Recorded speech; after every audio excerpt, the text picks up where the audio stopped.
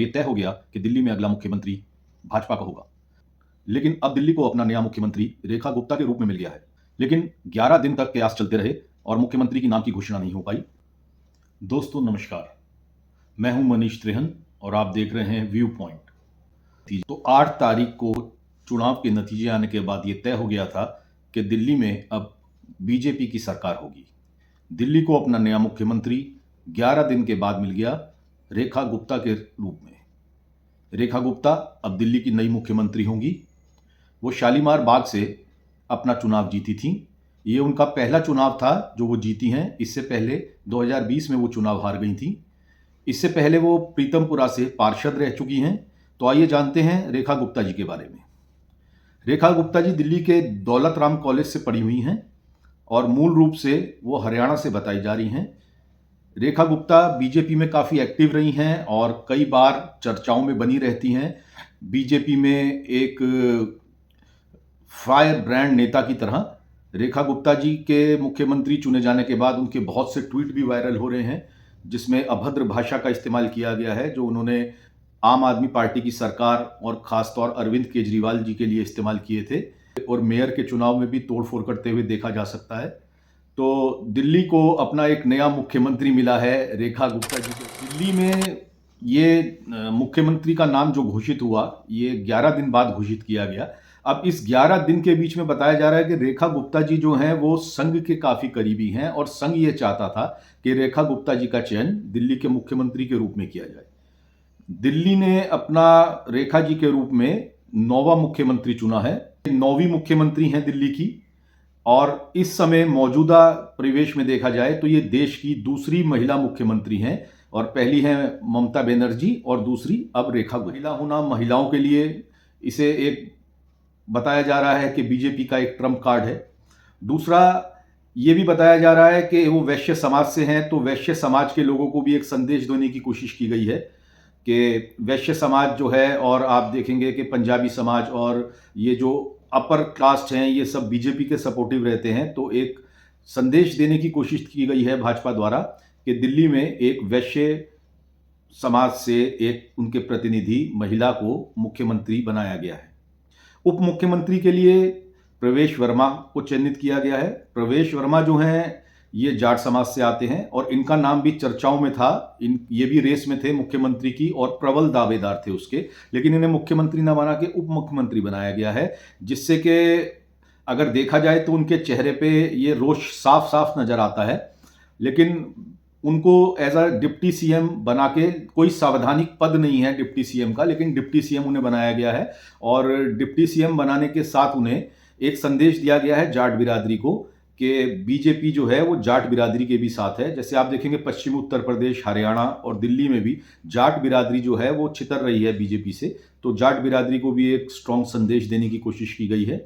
विजेंद्र गुप्ता जी का भी नाम चल रहा था, वो भी पहले भी चुनाव जीते हैं 2020 में और 2015 में जब आम आदमी पार्टी की पूरी लहर थी तब भी विजेंद्र गुप्ता वैश्य समाज से ही आम आदमी पार्टी के अगेंस्ट में चुनाव जीते थे और उनको जो है मुख्यमंत्री नहीं बनाया गया, विधानसभा में स्पीकर का पद दिया गया है।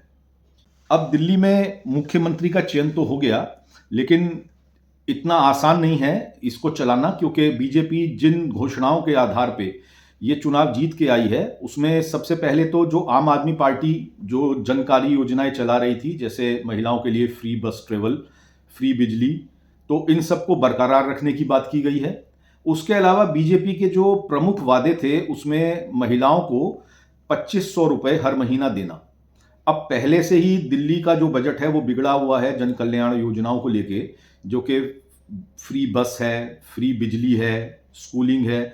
अब बीजेपी ने इसमें अपने घोषणा पत्र में ऐड किया था कि वो 2500 रुपये दिल्ली की हर महिला को हर महीने देंगे।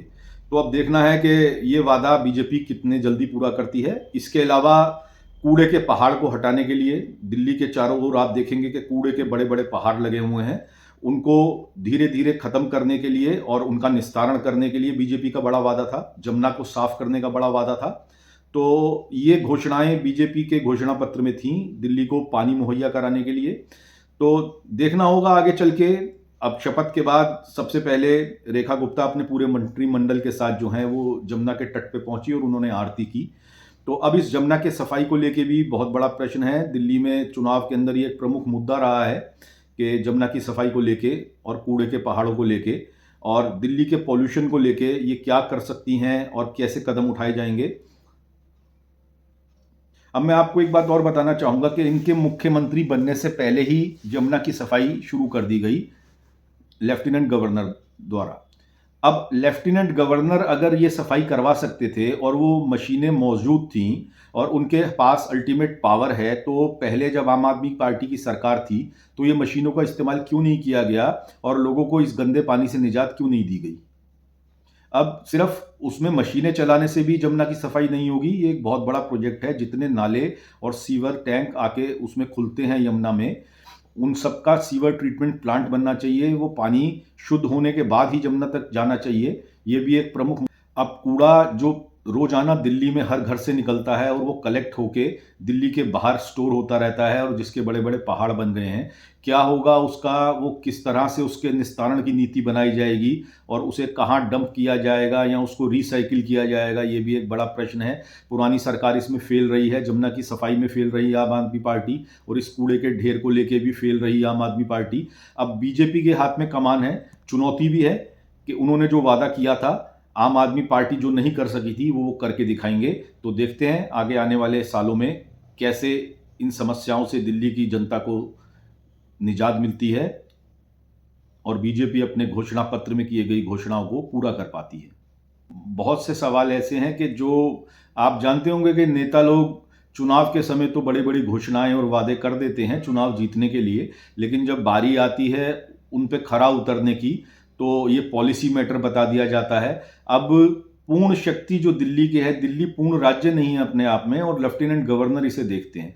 अब तक दिल्ली में जो लड़ाई थी आम आदमी पार्टी और लेफ्टिनेंट गवर्नर के बीच में थी, क्योंकि लेफ्टिनेंट गवर्नर जो हैं वो केंद्र के प्रतिनिधि के रूप में दिल्ली को चला रहे थे और दिल्ली की सरकार के पास ना तो अपनी जमीन की पावर है और ना पुलिसिंग की पावर है। तो ये दो शक्तियां जो हैं वो दिल्ली की चीफ मिनिस्टर के पास नहीं है। तो आप ये भी कह सकते हैं कि एक तरह से वो स्टैंप ही है, रबर स्टैंप है दिल्ली का चीफ मिनिस्टर, और शक्तियां जो हैं वो राज्यपाल लेफ्टिनेंट गवर्नर में निहित हैं और उसे केंद्र सरकार चलाती है। तो अब दिल्ली वालों के लिए एक चीज तो हो जाएगी कि जो पहले लड़ाई चला करती थी आम आदमी पार्टी के बीच और आपका उपराज्यपाल के बीच में, तो वीके सक्सेना जी अब ऐसा कोई स्टेप नहीं उठाएंगे और वो गवर्नमेंट जो भी फाइल भेजेगी उनके पास और जो भी जनकारी नीतियां उनके पास अप्रूवल के लिए जाएंगी उसे अप्रूव करेंगी, क्योंकि अब दिल्ली में भी बीजेपी की सरकार है और केंद्र में भी बीजेपी की सरकार है और लेफ्टिनेंट गवर्नर सक्सेना जी के बारे में कहा जाता है कि वो भी केंद्र सरकार के प्रतिनिधि के रूप में काम कर रहे हैं दिल्ली में। तो अब ऐसा लगता है कि दिल्ली वालों को जो कोई प्रपोजल दिल्ली के विकास के लिए जाएगा वो बहुत सुगमता से जो है वो पास होके और लेफ्टिनेंट गवर्नर भी उसमें सहयोग करेंगे और दिल्ली वालों को एक अच्छा प्रशासन मिलेगा, एक अच्छा शासन मिलेगा। और इसी कामना के साथ हम शुभकामनाएं देते हैं दिल्ली की नवनिर्वाचित मुख्यमंत्री रेखा गुप्ता जी को और देखते हैं कि उन्होंने जो बड़े बड़े वादे किए हैं चुनाव के दौरान वो उसे कैसे पूरा करती हैं। तो फिर मिलेंगे। धन्यवाद। मैं हूं मनीष त्रिहन और आप देख रहे थे व्यू पॉइंट।